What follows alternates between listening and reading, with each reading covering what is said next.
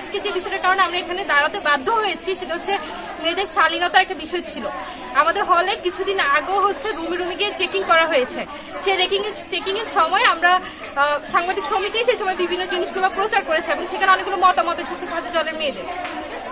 সেই মতামতগুলোকে কোনোভাবে প্রভোস্টরা হচ্ছে তো গণ্য করে নাই, বরঞ্চ তারা আবার চেকিং করেছে এবং এই চেকিংটাতে এবারে যা হয়েছে যে তারা চেকিং এর সময় বহিরাগত পুরুষ যেটা আমাদের হলের স্টাফ তাদেরকে ডাইরেক্ট রুমের মধ্যে এন্ট্রি দিয়েছে এবং তারা মেয়েদের যত্র মেয়েদের জিনিসপত্রকে ছড়িয়ে ছিটিয়ে রেখেছে এবং মেয়েদের অনুমতি ছাড়া ইনস্ট্যান্ট তাদের পারমিশন ছাড়া যে কোনো রুমে যে কোনো মেয়েরা বিভিন্ন পরিস্থিতিতে প্রায় বিশ্বের একটা বিষয় ছিল পরিস্থিতিতে ছিল যেটা তাদের জন্য একটা বিস্ময়কর ঘটনা ঘটেছে, কারণ এর আগে কখনো পর্যন্ত খাদ্য হলে এই ধরনের কোনো ঘটনা ঘটেনি।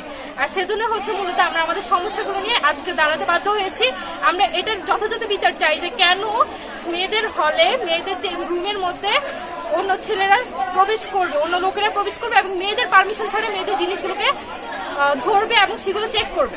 সেখানে মহিলা যে প্রভোস্ট তারা মহিলা প্রভোস্টরাও ছিল, ইভেন আমাদের যে স্যার ছিলেন প্রভোস্ট স্যার তিনিও স্বয়ং উপস্থিত ছিলেন, কিন্তু তাদের সবার এত উপস্থিতির মধ্যেও যে ধরনের একটা বিব্রতিকর একটা ঘটনা ঘটে গেল, আমরা সেটার বিচার চাই, আমরা সেটার ক্ষমা প্রার্থনা চাই সেসব স্টাফদের থেকে এবং স্বয়ং টিচারদের থেকে।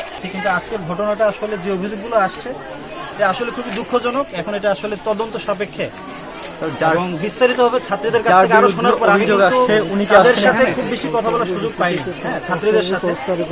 তো আমাদের প্রভোস্ট স্যার এসে বিস্তারিত শোনার পরে এটা আরো ভালো বলা যাবে। কখন আসবেন? ওরা নাকি ওখানে নাকি কোনো রুমে নাকি মেল স্টাফ ঢুকে গেছে। আমাদের একজন হাউস সিকিউরিটি পাঠাইছি, অফিস স্টাফ আসছে, তাদের বক্তব্য শুনছে। তারা তখন বললো যে প্রভোস্টকে আসতে হবে। তখন আমরা আসলাম, বক্তব্য শুনলাম এবং ওদের মূল দাবি হলো গিয়ে হলের মধ্যে কোনো মেল স্টাফ থাকতে পারবে না, পুরুষ হল সকল মেয়েদের হল সকল মহিলা স্টাফ থাকতে হবে। তো আমরা আশ্বস্ত করছি আমরা এটা নিয়ে কথা বলবো প্রশাসনের সাথে, তাদের এই দাবি আমরা